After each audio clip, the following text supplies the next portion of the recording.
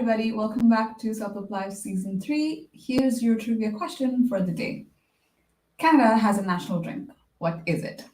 Again, Canada has a national drink. What is it?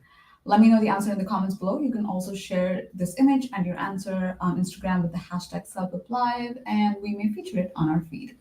I will, of course, reveal the response towards the end of our segment, but for now, let's start our show.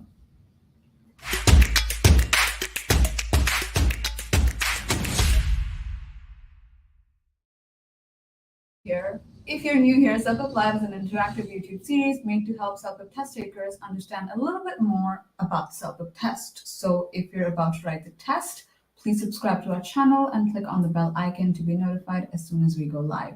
And if you know somebody else who's about to write the test, please introduce them to this channel. In today's episode, we're discussing task 7 of the speaking section. Brandi is back to guide us on how to express our opinions. So do keep a pen and notepad next to you. As always, if you have any questions, please drop them in the live chat and we'll get to it at the end of our episode. Okay, let's go say hello to Brandi.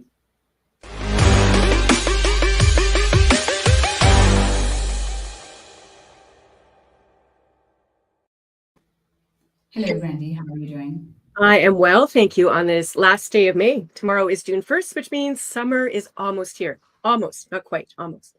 I will believe it when I see it. I know. It's been so cold out here on the West Coast for temperatures normally, so we're just hoping it gets warmer soon. Yeah, and I'm not even a summer person. Like, I don't like summers. I prefer like the fall seasons, but I'm waiting for summer, so I'm already really tired of this rainy weather. Anyway, so I'm gonna let you get started. We have around 15 to 16 people with us. And I know that this section was quite a requested section, so I'll let you get started. Excellent. All right, I'm just going to share my screen, so give me one moment to do that. All right, so yes, we've had lots of requests for help with our speaking task 7 on the CELPIP test. It is a bit of a challenge, so let's get into it right now. This one is all about expressing your opinions. So before we look at our real test question today that we'll be practicing with, I wanted to quickly introduce the speaking test to our viewers, just in case we've got a few people that aren't quite familiar with the test yet. So there are 8 different speaking tasks that you will complete on this CELPIP test. And every single time you have a new speaking question, you'll be given just a little bit of time to prepare. So you'll think about your ideas and maybe take some quick notes to write them down. And then you'll be speaking into a microphone to record your voice. At no time during the speaking test do you ever face a human rater. So that's helpful to know, I think, that you'll be sitting in front of your computer workstation all by yourself, answering the question and recording your voice into the microphone attached to your headset. So that will put you at ease just a little tiny bit, I think, as you do this test. Now, every single speaking task that you complete is going to assess your ability to handle a day-to-day communication type question. So you can quickly see here an overview of all 8 speaking tasks on the screen. We're looking at task 7 today, which is all about expressing opinions. And as you can see, you're given 30 seconds to quickly read over this question on the test and start thinking about your answer. When it comes time to speak, though, this one's a bit challenging because you have to speak a little bit longer than normal. Most questions on CELPIP speaking are 1 minute. Task 7, though, is a full 90 seconds. So we probably want to think of an extra main point or so during that prep time to fill the time wisely. So let's look at our test question. This was once upon a time a real test question from a past CELPIP test. It's no longer a live option, so you'll never ever see this question again if you take the test in the future. But we're going to use this test question now so we can authentically practice it. So again, when you start every single speaking task, the first thing I'd ask you to do is quickly look right up here at the timer. Remind yourself how much time you have to think, how much time you have to prepare. So in 30 seconds, you're going to read over the question on the test as quickly as possible. So you're skimming it to get the main ideas. So our test question today says, do you think governments should prohibit supermarkets from giving out plastic grocery bags because the bags damage the environment? Explain your reasons. So very quickly, as soon as that prep counter clock starts to count backwards, you've read the question.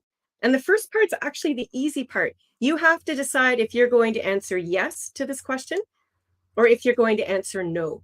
So you're basically choosing your side of the argument that you're going to present and then try to convince the listener that you've got valid reasons why you feel that way.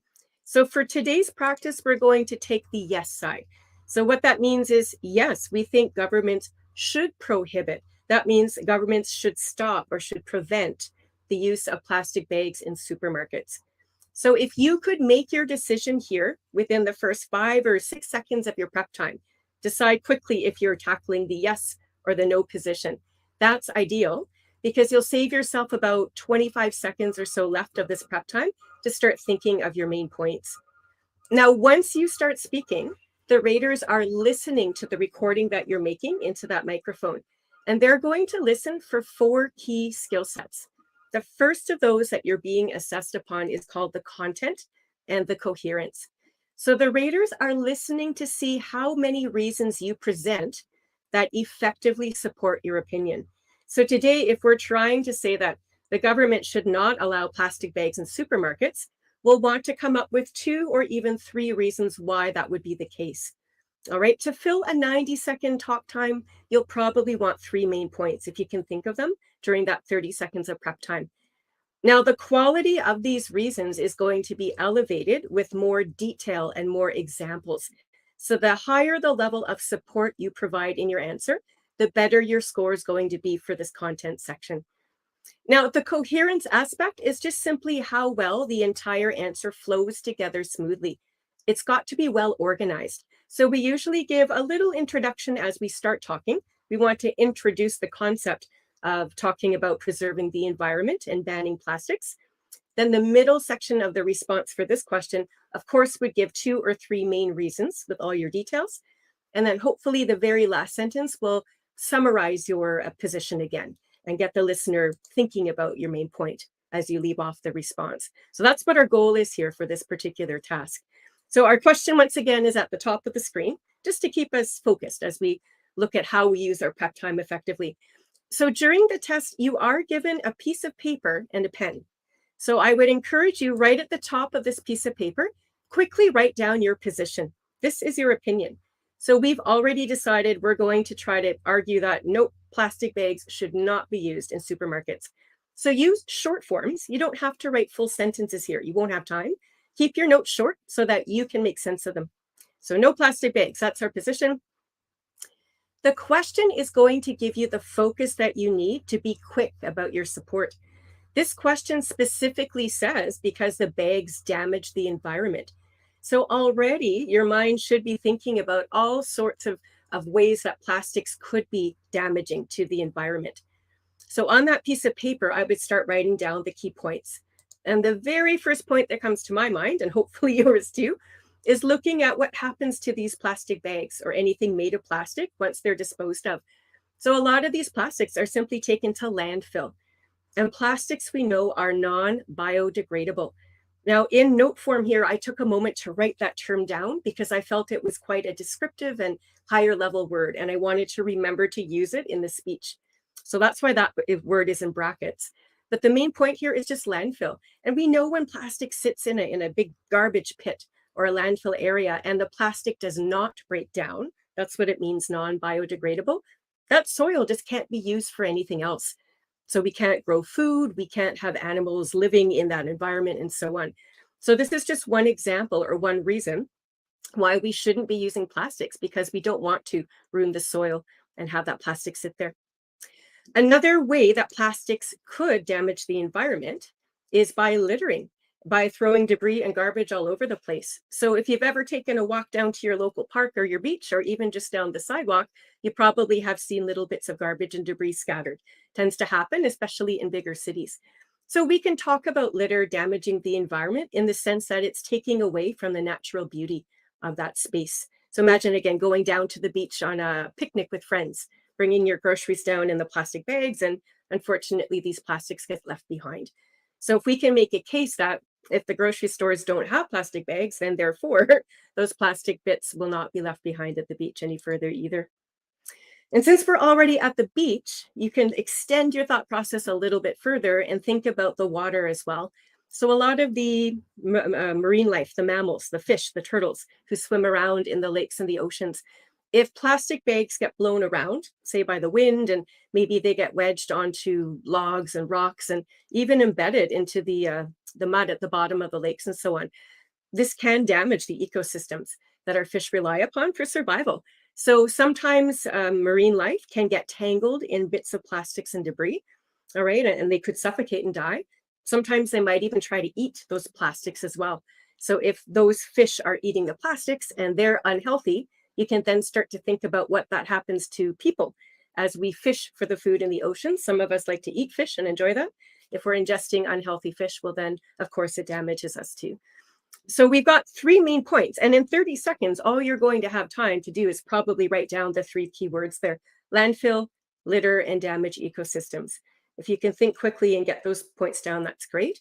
All those other details that we just discussed are the ones that you're going to add in as you start speaking. So again, to be very successful on the CELPIP speaking test, you're practicing almost 2 skill sets. I think the first step in the process is being able to generate relevant ideas that actually answer the question and get those down. So that's what we've done here. The next step, which we're going to start right now, is practicing at home, which I hope you all do. Take the notes that you've made and then try to get these 1 or 2 words in shorthand. Try to practice extending them into full sentence forms as you're speaking. Your notes are there simply to guide you. And that's why we took the time to write these ideas down. So when you start to actually record your answer, the second part of the skill set that the raters are listening for is your vocabulary. So your word choice is really important here. Now, we want to show off our best vocabulary. We want it to be interesting and descriptive if we can. But the main takeaway here is that the words we choose have to be suitable. They have to make sense in the context of what we're talking about. So please make sure they are. We also want to have a good variety of words. So we just don't want to repeat ourselves over and over throughout the response. So do take some time as you study at home and really work on widening your vocabulary. The more words that you've got at your disposal, the more interesting and varied your response will be as well. So the word choice is key. We also want to be very precise and specific. So try your very best not to use very general and plain language. We don't want to use words like thing or stuff. You know, these words say nothing. Try to use a very specific word or example at each time you can. Okay, so even if I were to say the word garbage, instead of just saying garbage in my response, maybe I'll talk about plastic bags and debris. That's a lot more focused than the word garbage. So the more precise you can be, the better for it. All right, I'm going to play our sample response for you twice today. The first time we hear this, what I'd like you to do, please, is just follow along with the notes on the screen. So again, our job right now is to see how these 3 main points translate from the written word on the page into the spoken word that we record once we record the response on the test itself. Okay, the second time we play this response, I will show you a transcript so we can follow along and really dive deeply into the vocabulary and ideas and sentence structure. But again, for just right now, let's focus on listening to the ideas as they're spoken, but seeing how these ideas leap from the page into the spoken response. I'll play it for you now. The Earth is currently experiencing a climate crisis, and one of the factors that contributes to this crisis is the overuse of plastics. When plastic is discarded, it damages the environment and hurts both the people and the animals living there. Governments, therefore, should absolutely prohibit any big chain supermarket from using plastic grocery bags for its consumers. First of all, a lot of these plastics make their way to landfills. These plastics are non biodegradable, so they remain in the earth for hundreds of years. That earth is not ever usable again for other life sustaining factors. We couldn't use that soil, for example, to plant crops to feed the ever growing population. Litter is also a huge problem in both small and large communities alike. Plastic tends to blow around in the wind quite easily, so plastic bags could litter sidewalks or be strewn across parks and beaches after people have carted their groceries and picnics there. The plastic bags are very unsightly and may deter citizens from enjoying their beautiful surroundings. Finally, plastics also can damage ecosystems. So when plastic bags get blown across the water and get wedged into rocks or logs, The fish and turtles who swim there could be harmed if they get tangled in the bag or try to ingest it. Governments should mandate the use of paper bags instead of plastics in supermarkets to help preserve the environment. Okay, so that's again just demonstrating how these three ideas from our main points that we generated during the prep time are hopefully inserted accurately into the spoken word when we speak out loud. While we're fresh on that, while we've just heard that speaker's voice, the third skill set that the raters are going to give you a score based on would be what we call listenability. So this is literally your speech presentation or speech delivery. So think about the things that you would need to do with your voice in order to be understood clearly by your listener in any language, English being one of them. So first and foremost, our pronunciation has to be clear. If we don't pronounce the words properly, it's really difficult for the listener to even grasp what it is we're saying. So we need to work on pronunciation. I think volume is important. We need to speak loudly enough that the microphone picks up our voice accurately at the test center. And we also want to speak at a comfortable speed, comfortable for us, but also comfortable for the listener. If we go too fast, sometimes it's hard for the listener to catch everything you say. But if you talk too slowly, it's also a little bit frustrating for the listener that just wants to get to your main points. So again, practice at home. The best way to do this is to record your practice into your cell phone, play it back, and you can assess for yourself how well you're doing with the clarity of your speech. Get a friend or family member as well to give you their honest opinion so you can work on any weaknesses that you might discover there. Now, once we've got those basics covered of pronunciation, volume, and speed, we then want to fine tune the speaking. And this is the hard part, really. We want to speak confidently from beginning to end with very few pauses and very few interjections. So at no point do we want to just be sitting silently for 6 or 7 seconds in the middle of a sentence, just trying to think of what to say. That really interrupts the flow of the piece. And we also want to try to minimize a number of times we might say or ah. I think we do these things when we're stuck for ideas or if we just don't have the vocabulary to keep the speech moving. So one of the best ways to actually improve the rhythm and flow of your answer is again to work on your vocabulary at home.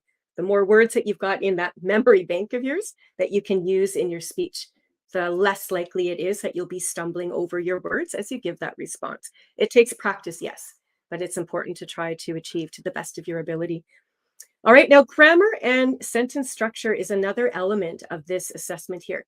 So sentence structure, I know the raters don't have a transcript of your answer in front of them. They're simply listening to the recording that you're making. But they can tell if you are speaking, first off, in complete sentences.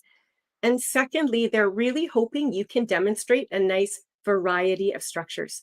So try to avoid speaking just in these short, simple sentences. Learn ways to connect to those short ideas together so that you can create complex sentence structures and compound ideas. There are many different joining words. We call those conjunctions. You can learn on your own at home, and you can use those, as I say, to make these more complex structures. So I'd like to play this response one last time. This time we can actually see the transcript and follow along.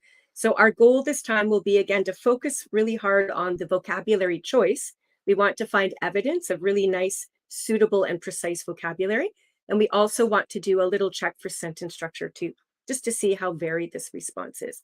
Okay, again, remember, there's no transcript on the real test. We're just using the transcript today as we practice together. So here's the response one last time. The Earth is currently experiencing a climate crisis, and one of the factors that contributes to this crisis is the overuse of plastics. When plastic is discarded, it damages the environment and hurts both the people and the animals living there. Governments, therefore, should absolutely prohibit any big chain supermarket from using plastic grocery bags for its consumers. First of all, a lot of these plastics make their way to landfills. These plastics are non-biodegradable, so they remain in the earth for hundreds of years. That earth is not ever usable again for other life-sustaining factors. We couldn't use that soil, for example, to plant crops to feed the ever-growing population. Litter is also a huge problem in both small and large communities alike.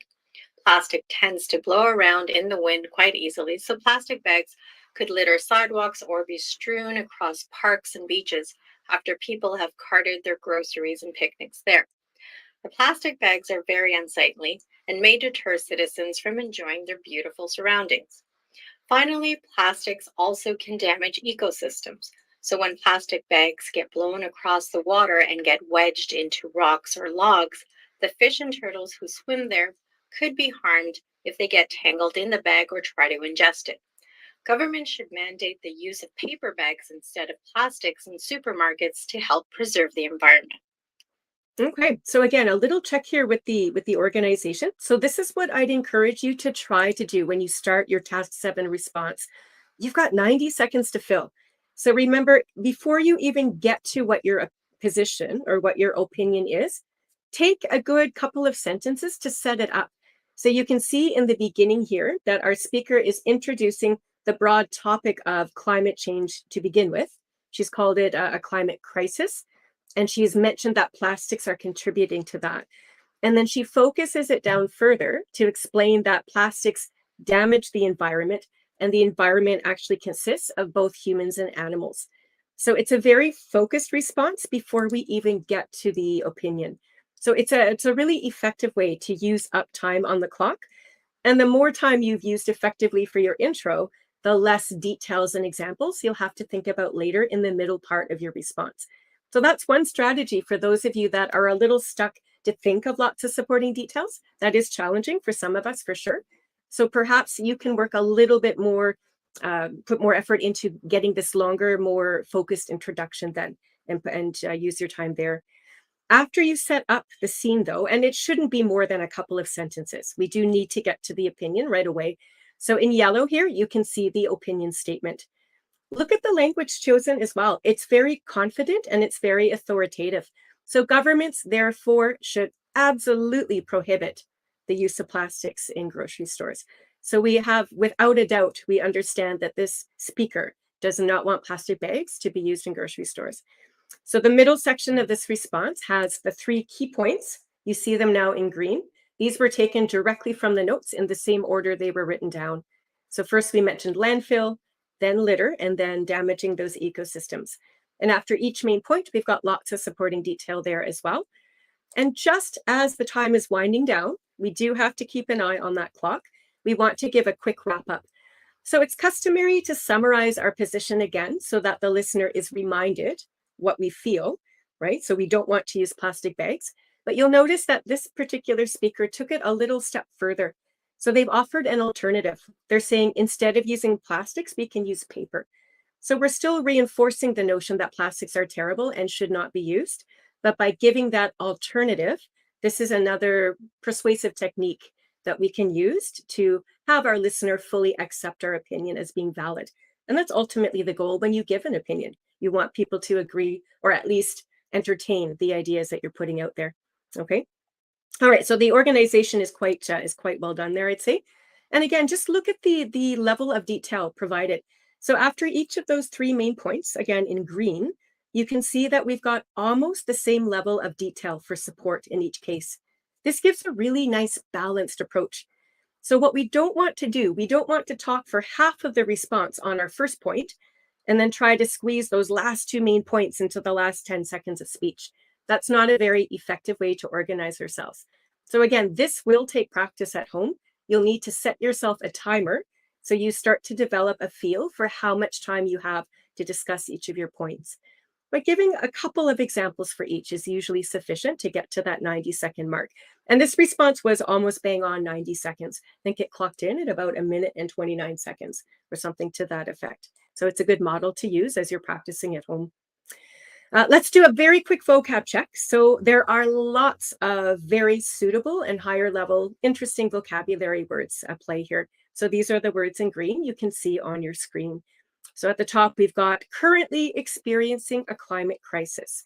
So we've got these expressions that we're using that are really interesting.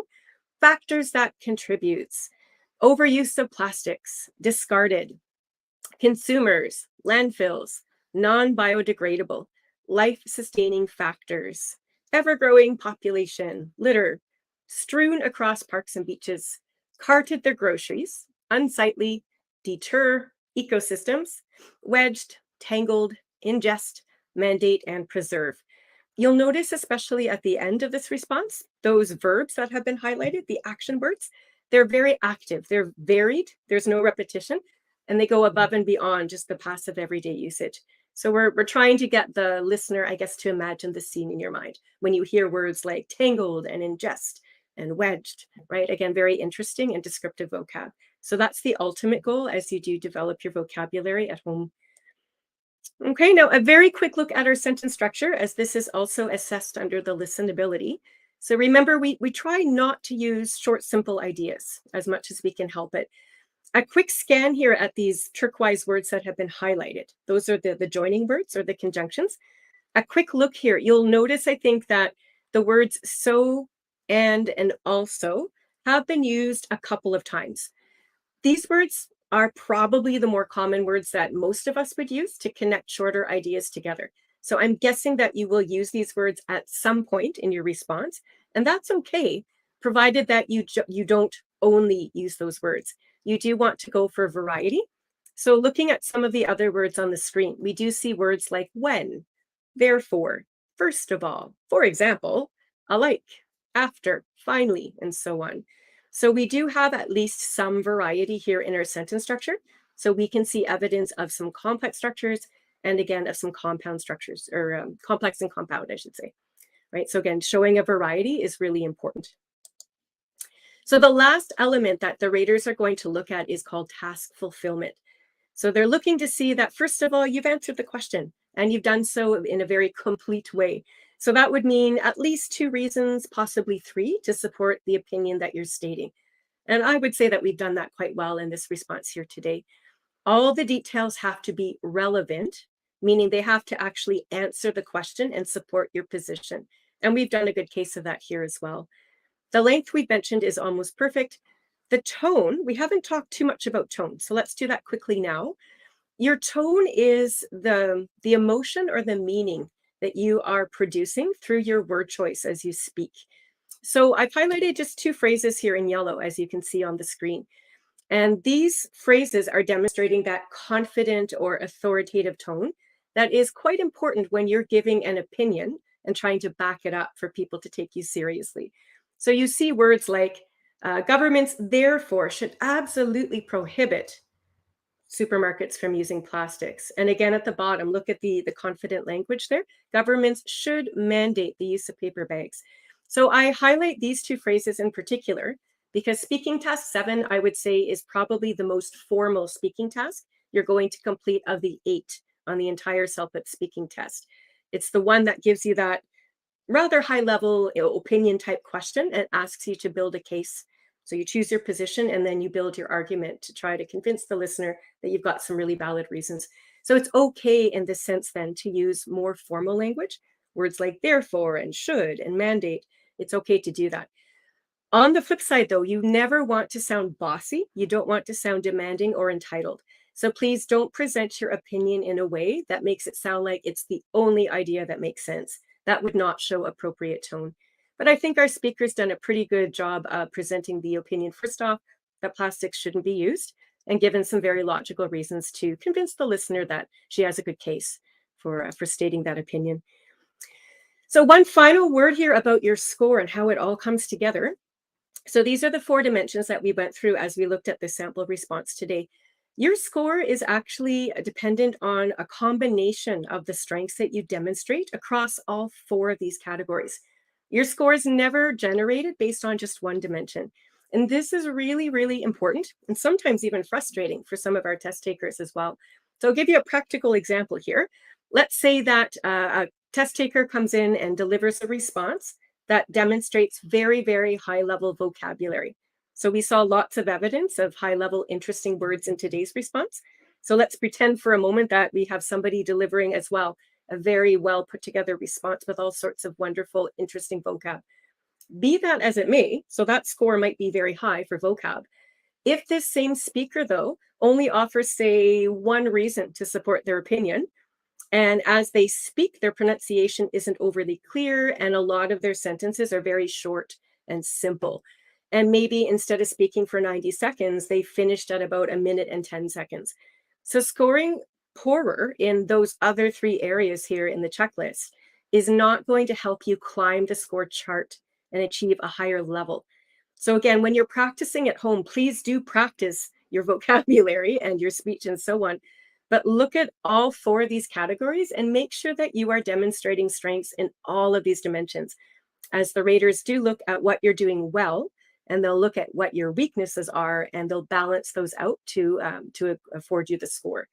So again, if you're getting a level 8 and you want to get to a level 9, you're going to want to pick out weaknesses in all 4 of these areas and really work on them. So if you can step up each of these dimensions and have that combination score, the whole thing will rise up in theory, hopefully anyway, and allow you to achieve that higher level that you're hoping to get. So let's summarize, I guess, what we've been talking about here the last half hour. Speaking task 7, remember, it's going to give you a question on the test that you're going to answer yes or no to. That's the easy part, remember. All you're doing is picking your opinion, either agreeing or disagreeing with the question at hand. Make your choice very quickly, because you'll then want to think of 2 or 3 main reasons to support that. You only have 30 seconds to do this. So write down those keywords. And we did that today in note form as we practiced. We talked about landfill, litter, and damaging ecosystems. So those are the 3 points that you'll want to write down. When you start to speak then, remember to introduce your topic first. So we introduced the notion of a climate crisis partly because of plastics, and this is damaging people and animals in the environment. So we did that first before we even stated our opinion. And our opinion is the answer to the question on the test. So for today's practice, our opinion was government should stop allowing supermarkets to use plastic bags. So that's your introduction, the first part of your response. The whole middle section, so most of your answer will consist of giving the main points one at a time and then giving those details and examples. You're going to want to fill in those examples as you speak. Again, your notes probably just have the main point. So it's up to you to be flexible and spontaneous on the spot and develop those ideas as you speak. If you could offer a transition first, and you see some examples here on the screen. So if you were to say, first of all, another reason, finally. So each time you have a new main point you're delivering, it is very helpful for the listener to have that transition so they know that the next idea is coming. Okay, and again, we've talked about this at length. Every time you've got that main point delivered, you want to stop and give some examples and supporting details, but balance them out. Try to talk for the same length of time roughly for each main point, instead of spending most of your time on just one and trying to squeeze in the others. Okay, your last statement should restate or summarize your opinion in the first place. So our opinion hasn't changed. We're still saying that governments should not allow plastic bags to be used in grocery stores. But we just want to change up the vocab. We don't want to use the exact same words as we started. And in this case, remember, we did offer that alternative. We said we could be using paper bags instead of plastics. So that's just an extension or another way to remind the listener that plastic is not very good to use.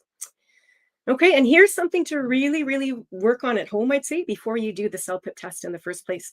It's important to keep an eye on your timer as you speak. And I know we've got lots going on now. You've got your note paper in front of you at the computer screen. You're thinking of how to get those notes into spoken form, but you've also got this element of time. So you're wanting to fill 90 seconds, and you'll see the clock counting down on the computer screen. So what I'd recommend you do is just check in on that clock every now and then. Make sure you're on track to actually finish off your response, and you might have to be flexible. So if for whatever reason, even though you may have written 3 main points on your note paper, if you look at the clock, you've talked for maybe 2 of those points, and on the clock, you see you've got 10 seconds left. I would advise you not even to try to get in that 3rd point. I would just wind down the response and conclude. You're not going to have a lot of time to really get into that 3rd idea. If you've given 2 main reasons with lots of supporting detail, and you've effectively used the time, you can still score well.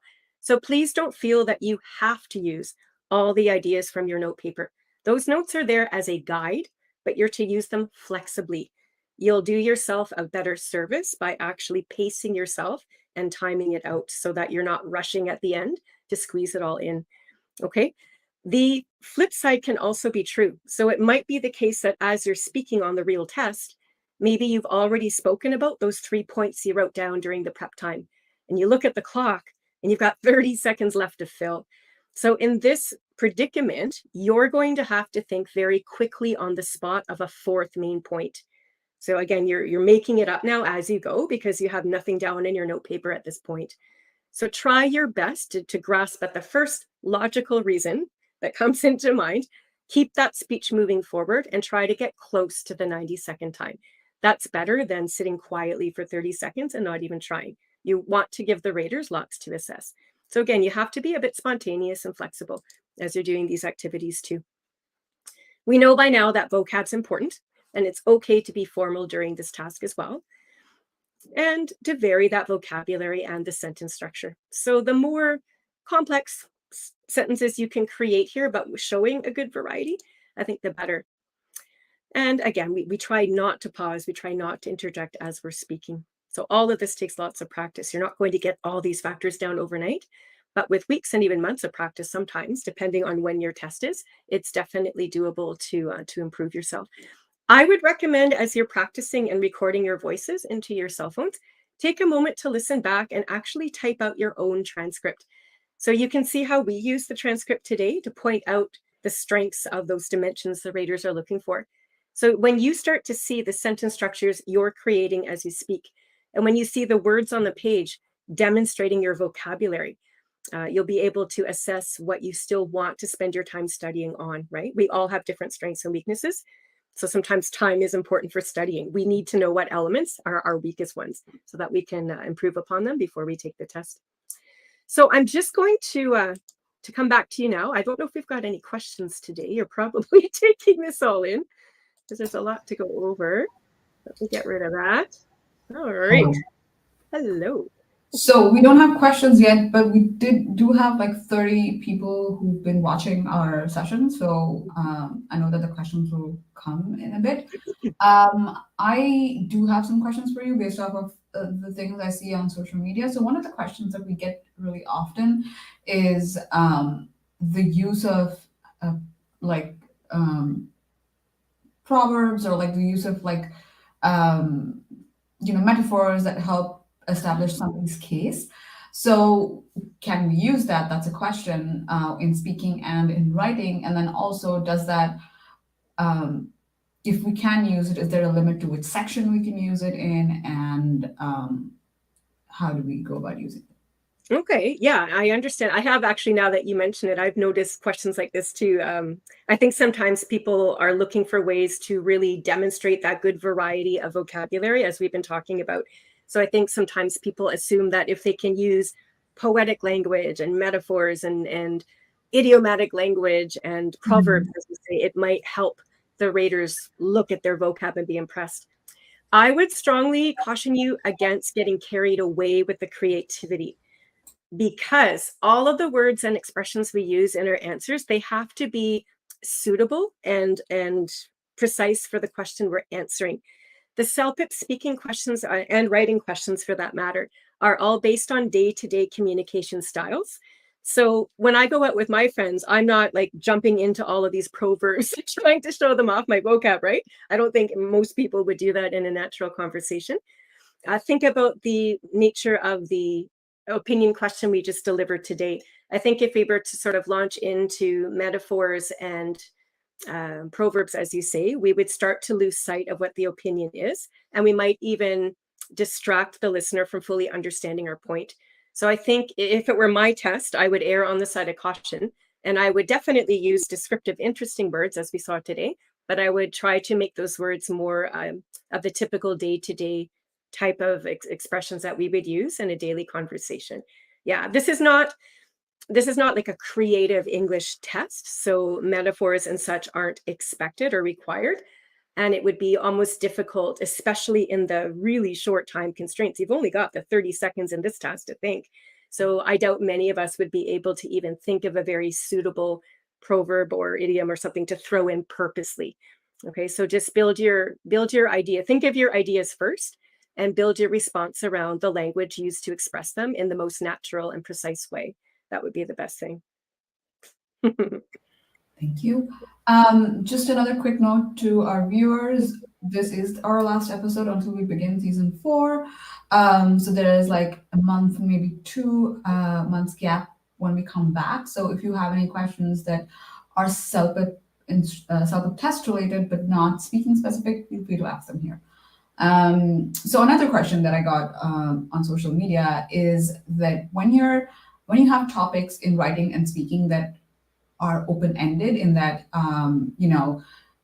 your friend, for example, your friend is moving to Australia, they're having second thoughts about it. Can the test takers fill in the blanks? So, for example, in this question, your friend is moving to Australia. They haven't spoken about where they're moving from. So is that something that they can fill in? Is that information that they can talk about? Like, can they reference a country that they're familiar with to establish why it's better or worse than Australia? Yes, absolutely. So a lot of the questions on the CELPIP speaking test are, some of them anyways, are like role plays. And in that situation you've described, you're asked to talk to your friend. So yes, think of when you're telling a story, I always encourage us to entertain what I call the 5 W's, right? The elements of a good story. We always have to know who is involved, the where, when, why, and how, if it makes sense. So that question's a really, really good practical example to think on. If someone's moving, it would make sense then to focus on the location, because that's the whole gist of this question. So why not add in that detail for you to talk about where they're coming from and where they're moving to? Because as soon as you make that connection and introduce it into the test, and there's no wrong answer here, you're making that detail up anyway, but then you can build on it. So if that person is moving from a very hot climate, maybe they're coming from Bermuda, and now all of a sudden they're moving in the middle of winter where it rains and it's really cool. By establishing those very specific and precise details, A, you're getting points for vocab and content because you're being specific, but B, you're allowing yourself to more easily give advice on what they would then have to do. It would make sense for me to say to them, have you really thought this through? Like, is your wardrobe substantial enough? Do you have a lot of heavy sweaters or jumpers, as the Irish would say, to move to Ireland, and so on? So sometimes adding in one little detail as you start telling your story gives the brain all sorts of other details that you connect, and you're able to more easily tell the story in that 1 minute time frame. So yeah, now be realistic. We can add those details in with some creativity, but we just need to make sure that we're being realistic and these situations could happen, right? And that's how we'll maximize the score. But yeah, by all means, the more detail you can add in, the better, for sure. Make up people's names too. If you're told to talk to a friend, make up that person's name. That's another way to be very precise on the test. And that's what the raters are looking for. Great. So another question, and I can answer this, Brandi, but I'll read it out anyway. If I take the CELPIP exam multiple times, will I be able to use any result? Yes, you can use any result as you please. You can choose the highest one and send it across. And I'm going to say this, and it's going to sound stupid, but people have asked me this. So, when I say it, I have a reason. You can't mix the scores. You can't use listening from one score report and speaking from one score report and enter it. You have to use it from the same report. And hopefully this sounds like something obvious, but I just want to make sure it's out there. Okay. Another question, again, this is on social media that I've gotten, and it's about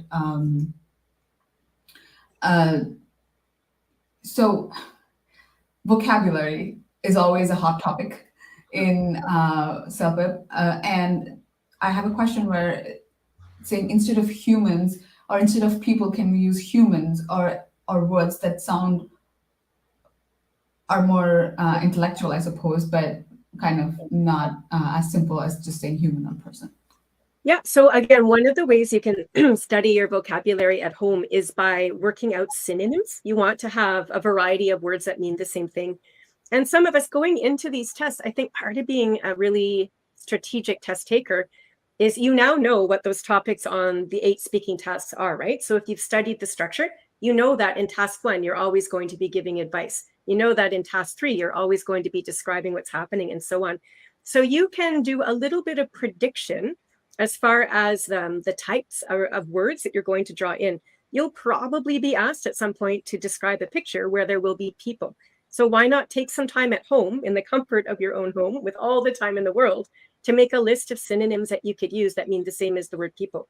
So human might be one of them.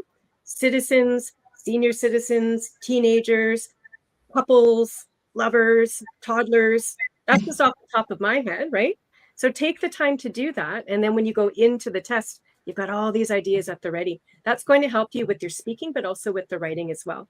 Again, every task you answer is very specific. So you're going to choose the words that make the best sense based on that situation. If I'm describing a picture with people in it, I probably wouldn't use the word human. It just seems a little unusual. But there are so many other words that I just mentioned, right? If the person's an older person, I might say senior citizen, or I might say a grandmother with her young grandson, or whatever it happens to be. So again, you'll know when you see that picture in that example, what word makes the best sense. But yeah, come into the test with some of these ideas. That part you can do on your own. So again, part of being a successful test taker is to have some of these prediction skills. You know, I'm going to be doing a role play, so why don't I practice that at home first? You know, you've seen a lot of our episodes on YouTube. We've got some free practice tests on our website, and there are also some you can purchase. So look at the past test questions, and you'll start to see sort of a pattern in a sense too, and be able to practice and apply those skills in the new test questions, we hope. Great. Thank you, Brandi, for joining us today, and we hope to see you in season 4. Yes, have a great summer, and we'll be back with more content then. Take care. Bye. So that was Brandi with our last episode for the season. As I mentioned, if you have any questions that we didn't answer today, or that you would like that you want to prepare and then ask, please ask us, and we will we will answer it in these 2 months. But thank you so much for joining us and subscribing to our channel.